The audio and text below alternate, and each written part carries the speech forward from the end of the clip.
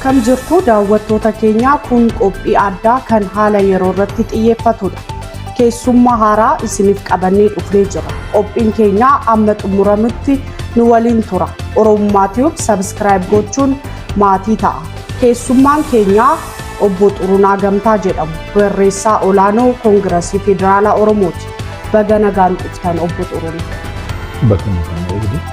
Hayyee waamicha keenya kabajdanii asitti argamu keessaniif guddaa galatooma isiniin jecha gara gaafii kootan jira. Ministeerri barnootaa barattoonni bara kana eebbifaman eebbifamuu isaaniitiin dura waggaa tokkoof ogummaa baratanii hawaasa tajaajiluun achi booda akka eebbifaman jechuun labse akkamitti ilaaltu? Dubbichi yookaan dhimmichi waan gaarii of keessaa qaba yookaan waan faayidaa kennuu danda'u of keessaa qaba. Haala yookaan immoo akkaataa itti dhiyeenya itti adeemsa biyya keenya keessaa kanatu rakkoo godhachuu danda'a malee waan fayyaduu danda'udha. An fakkeenyaa fi bara 1965 keessa kutaa 9-10 wayitan baradhu barattoonni barumsa olaanaa waggaa 3ffaa fixanii tajaajila biyyaatiif biyyaalessaatiif jedhanii bahanii kaan barsiisaa ta'aniiru. Kaan immoo bakka adda addaatti illee ramadamanii hojjetaa turaniiru. Sagantaan suni akkamitti akka qindaa'e akkamitti mijaa'e hin beekuun. Garuu dhugaan tokko yookaan immoo wanti barattoota sana fayyadus wanti uummata fayyadus keessa jiraa ture. Tokkoffaa barattoonni maal godhanii biyyuma isaanii kana saba isaanii kana maal keessa akka jiru beekuu danda'aniiru. Beekumsa isaanii babal'iseeraaf guddiseeraaf jechuu nan danda'a.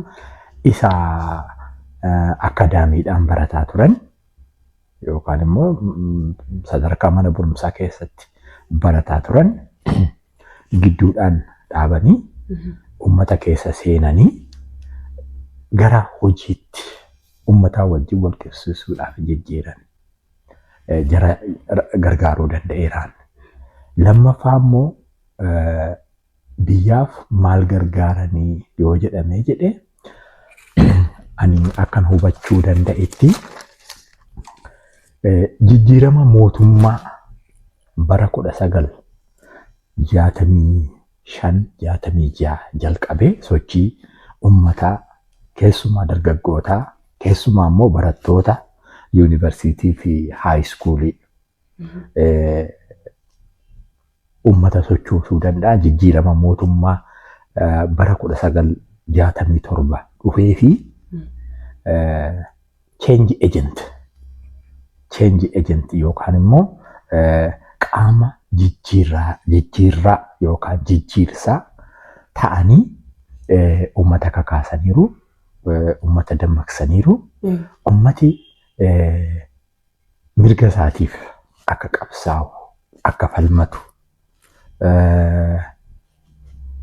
yaada isaanii kennaniiru. Really Ingilizanyaadhaan maal jedhama? Change agents warra jedhaman turan. Barattoonni waggaa 3ffaa fixanii deeman kun. Isa ammaa keessatti barattoonni yaada addaa kaasaniitu yaada falmii kaasanii, yaada mormii caalaa yaada falmii kaasan, yaada mirgaa kaasanii.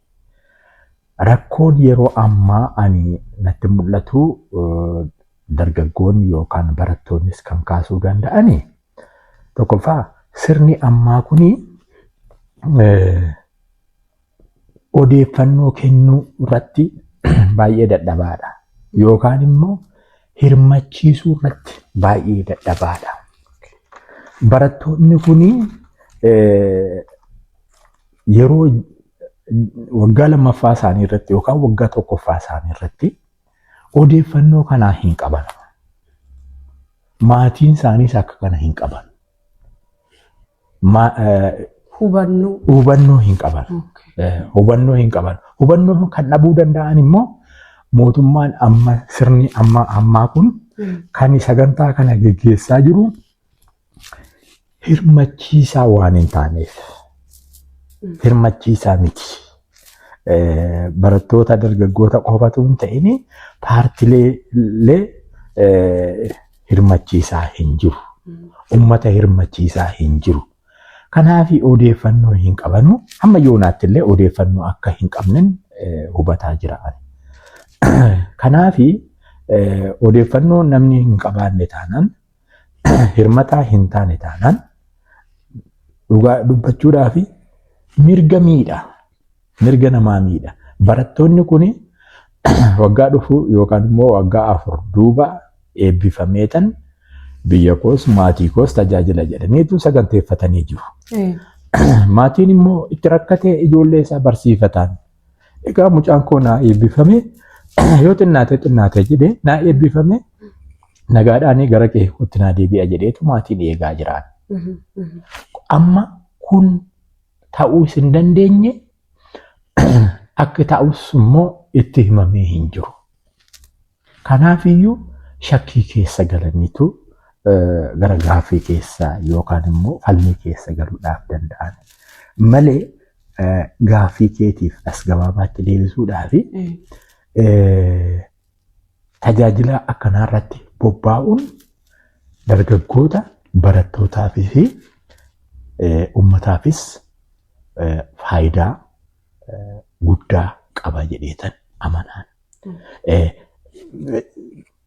Just iftoominatu yoo dhabame malee iftoominaan hojjechuun waan dhabameef dargaggoota gara falmiitti geessisee maatiis gara gaddisiisuutti geessa siin jechuudhaan alatti faayidaa qaban. Hamma yoonaatti sagantaa kana hojiirra oolchina jedhaniitu deemuudhaan. Dhugaa dubbachuudhaaf yeroo ammaa kana keessa keessumaa qormaata kutaa 12 ilaalchise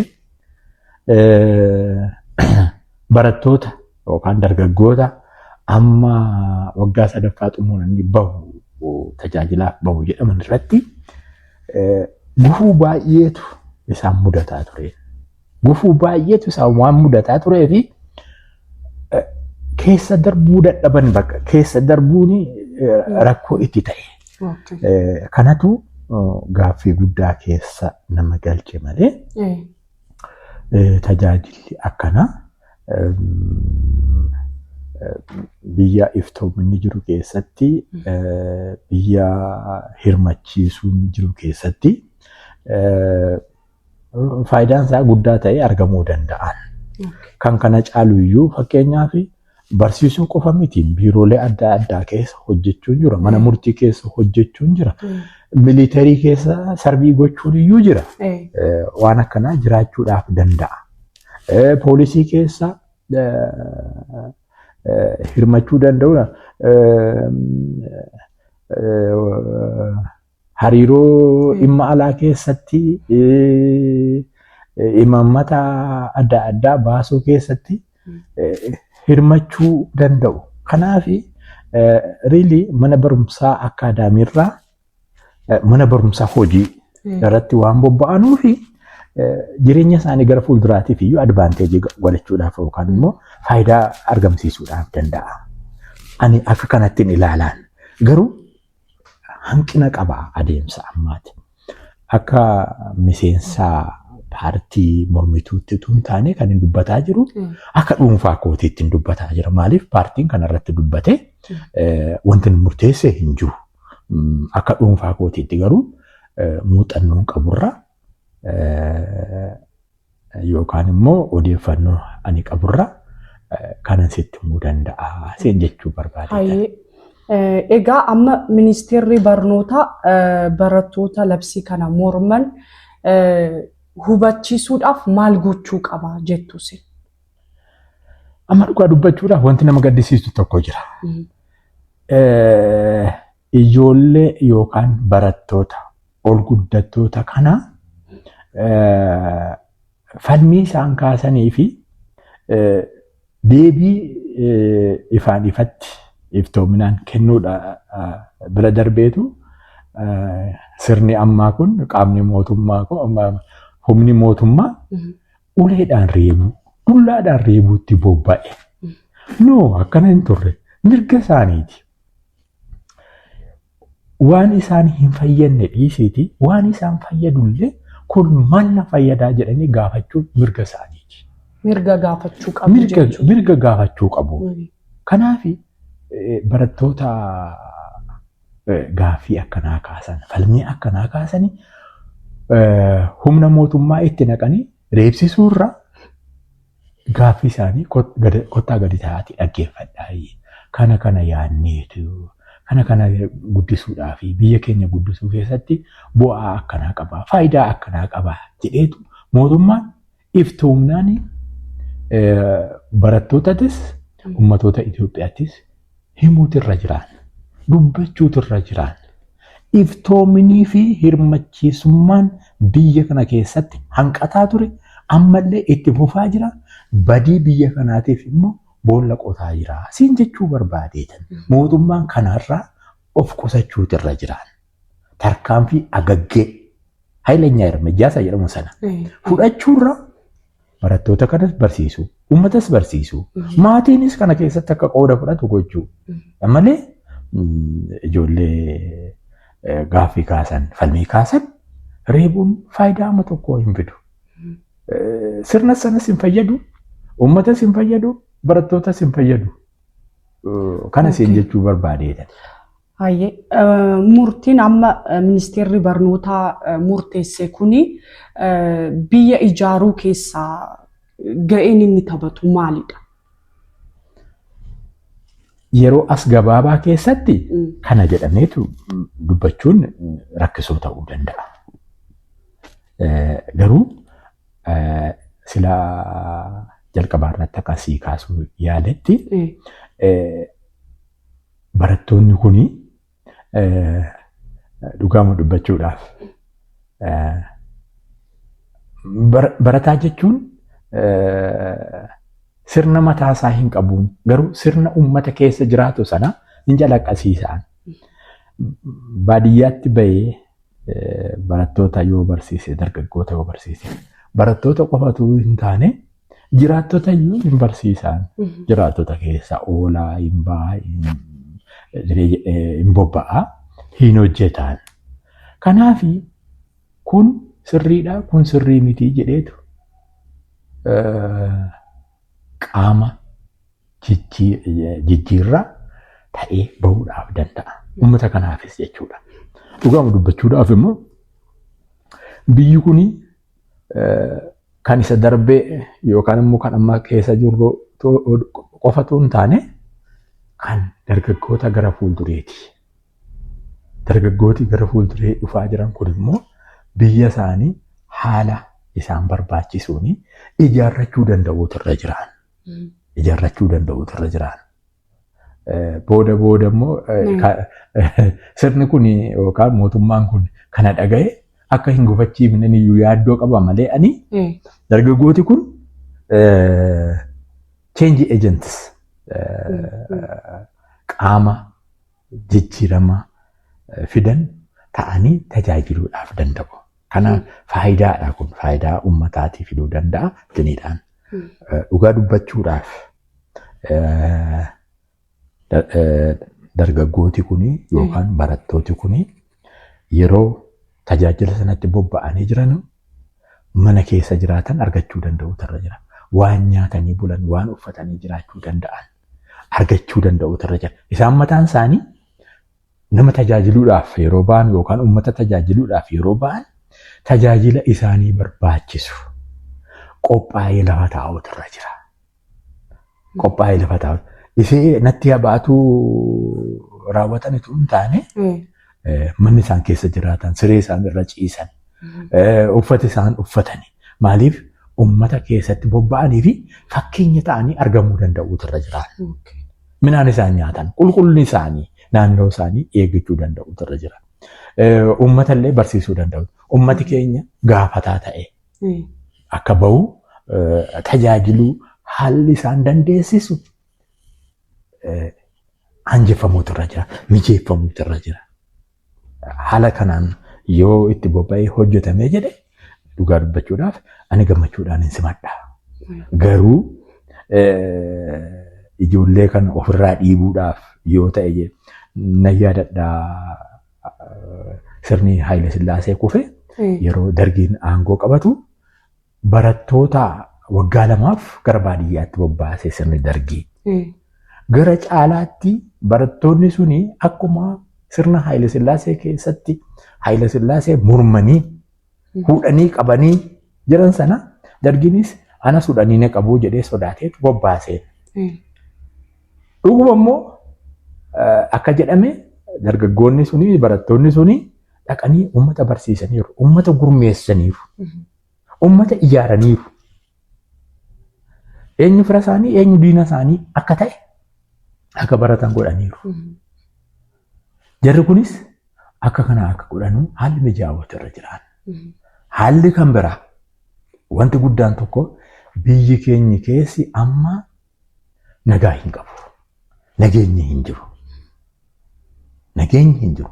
Baay'ee kan nama yaaddessaa ta'e barattootas maatiis akkuma waliigalaatti uummatoota keenyas kan yaaddessuu danda'u wanti nageenyaa kun baay'ee yaaddessaadha.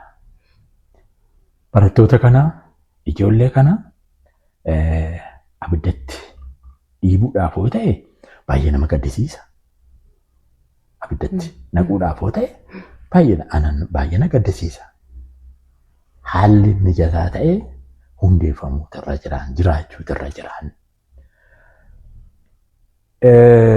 Barattooti kun immoo yeroo tajaajiluudhaaf gadi bahanu siyaasi eenyullee irratti dhiibbaa gochuun irra hin jiru. Siyaasi kamiyyuu irratti dhiibbaa gochuun irra hin jiru. Waan itti ramadaman hojjetu, waan isaanitti fakkaatu hojjetu, waan baratan barsiisu. Siyaasa illee yoo ta'e jedhe siyaasa waan itti amanan an kanatti amana jedhanii dubbachuu danda'u irra jiraan.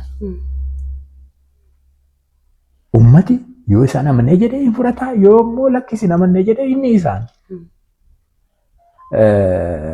Haala wal rukutuun yookaan wal dha'uun yoo bobbaafamee ta'e dhugaama dubbachuudhaaf dargaggoota kanarra, barattoota kanarra balaan tokko kaanaan, balaan tokko geenyaan balaa guddaatu, abidda guddaatu biyya kana keessatti qabsiifamaa.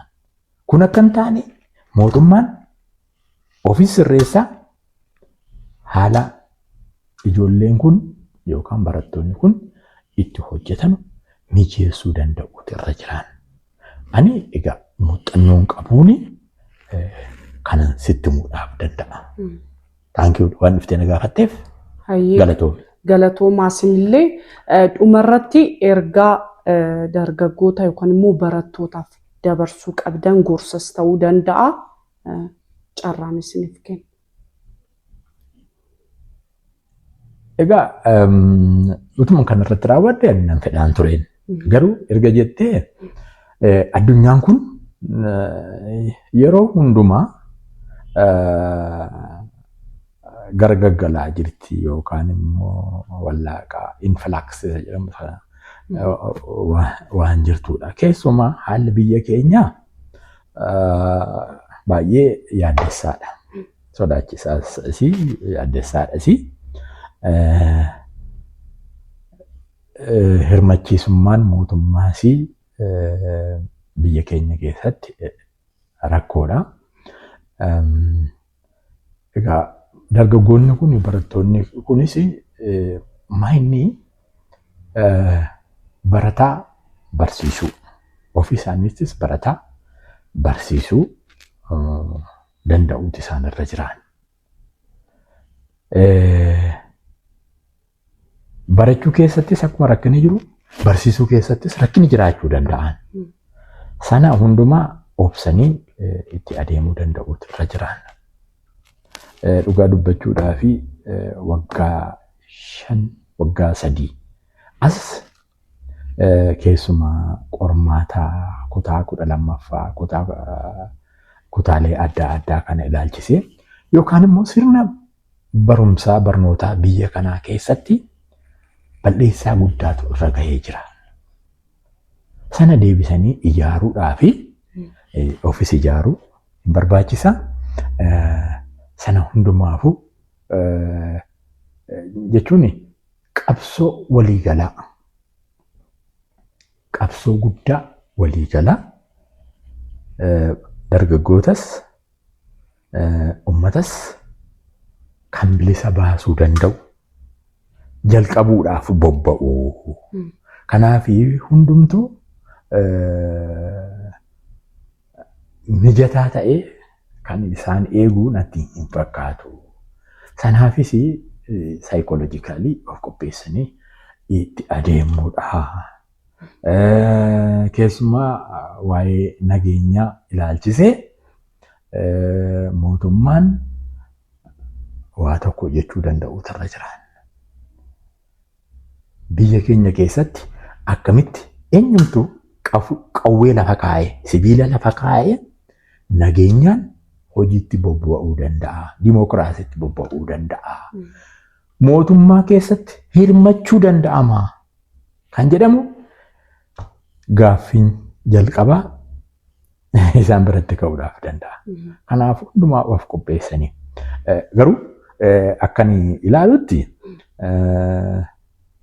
qannoo guddaatti yookaan immoo bakka bashannanaatti bobba'uutu hin ta'in bakka qabsoo guddaatti bobba'aa jiran ta'uusaa hubachuu danda'uutu irra jira. Maaliif haalli biyya keenya keessa jiru yeroo ammaa kana mijataa miti. Kun uummatooti keenyas beeku, addunyaan illee beekan. Kanaaf hundumtuu kanaaf of qopheessanii itti adeemuu danda'uudha kan jedhu dhaamsan qaba. Dhaamsi koo kanuma. Akka nama dubbadhutti hundumtuu laafaa ta'e yookaan laayyoo ta'e waan argamu natti fakkaata. Kanaaf galatooma. Ayyee galatooma. Dhaggeeffattoota keenya qophiin keenyaarraa kanuma irratti golabamaa hamma qophii birootiin wal arginutti nagaan tura.